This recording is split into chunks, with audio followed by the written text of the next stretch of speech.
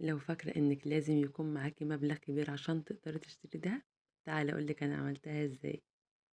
إزيكم يا حبايب قلبي عاملين إيه؟ بُصّوا، أنا من فترة كان نفسي أجيب سبيكة أوي، أوي، بس كنت كل ما أفكر أقول طب أنا هاجيب فلوسها منين؟ أنا مش هاقدر أحوّش مبلغ كبير مرة واحدة، فقُلت لنفسي طب ما أجرّب أحوّش مرة واحدة، طبعًا مش هينفع يعني في ظل الغلاء اللي إحنا فيه ده. فقُلت هابدأ بحاجة صغيرة كده واللي أقدر عليه كل شهر أبدأ أحوّشه واحدة، واحدة. أنا بدأت طبعًا أحوّش مثلًا من مرتبي 1000 جنيه كل شهر، وخلّيني أوضّح إن من ال1000 جنيه دول مش لازم أي حد ممكن يبدأ بيهم يعني، كل واحد يحوّش اللي يقدر عليه 100، 200، 300 ده كل واحد وحسب مقدرته. المهم عندي إن كان أول ما المرتب ينزل كنت لازم مبلغ يتشال على جنب أحاول ما ألمسهوش، طبعًا أنتم عارفين ده قد إيه صعب، بس الموضوع ما كانش سهل عشان أكون صريحة معاكم يعني، في شهور كنت باقول طب ما آخدهم أصرفهم، طب ما أنا محتاجاهم، بس كنت بارجع فافتكر أنا باحوّش ليه من الأساس، ومع كل شهر كنت بابُص للمبلغ وأقول هو لسه صغير، بس ما كنتش مستوعبة بصراحة إن الصغير ده ممكن يتجمّع في يوم، لحد ما في مرة بدأت أحسبها وقُلت طب استنى شوية أنا كده قرّبت فعلًا أجيب دهب، وفضلت بقى يعني شهر على شهر على شهر، أبدأ بقى اللي أنا باعمله كل مرّة اللي أنا ما احاولش يعني أغيّر اللي أنا باعمله،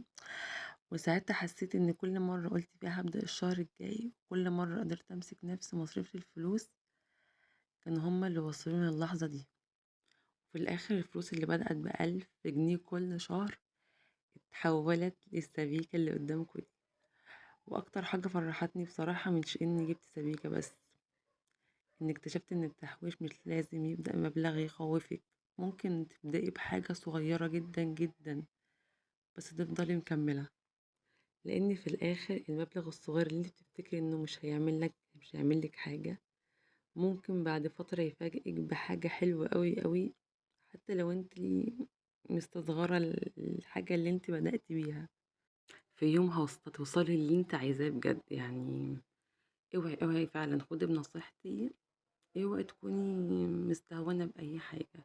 لأن طول ما عندك إرادة إنك تعملي شيء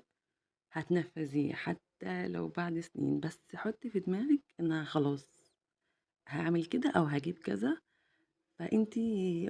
غصب عنك هتلاقيكي بتمشي ورا حلمك حتى لو حاجة بسيطة، بس هي فعلا بتبقى بداية لحاجة حلوة كتير وحاجات حلوة كتير قوي. أنا باتمنى لكل بنت أو كل ست بتحلم إن هي يبقى عندها مثلًا حاجة زي دي إن شاء الله تحققها، بس لو مشيتوا على اللي أنا باقول لكم عليه ده، أي مبلغ ييجي فوق إيديكم لازم يتشال منه حاجة على جنب، زي ما باقول لكم مش لازم مبلغ كبير أو مش لازم مثلًا 1000 زي اللي أنا قُلته أو حاجة، لأ أنا زي ما قُلت لكم برضه 100، 200 مع الوقت هتلاقيهم بقى الله أكبر ما شاء الله، مبلغ يجيب لِك حاجة محترمة. وكل ما يتجمد معاكِ مبلغ مش لازم تستني لحد مثلًا ما يبقوا كتير أوي، ممكن من أول 2000 جنيه تجيبي لِك ربع سبيكة، لو جمعت أكتر نُص، لو جمعت أكتر جرام كامل زي اللي معايا دي، فطول ما الهدف موجود هتقدري تعملي أي حاجة، فربنا يا رب يوفق الكل. أنا باتمنى فعلًا إن تدخروا لإن الادخار ده حاجة مهمة جدًا، جدًا. غير اللي هو أمان، لأ ده بيخلّيكِ سعيدة من جواكِ، إن في حاجة معايا، في حاجة لو حصل أي أزمة لا قدّر الله هي موجودة،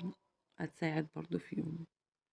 وده كان فيديو النهارده، يا رب تكونوا انبسطتوا منه واستفدتوا بأي معلومة منه،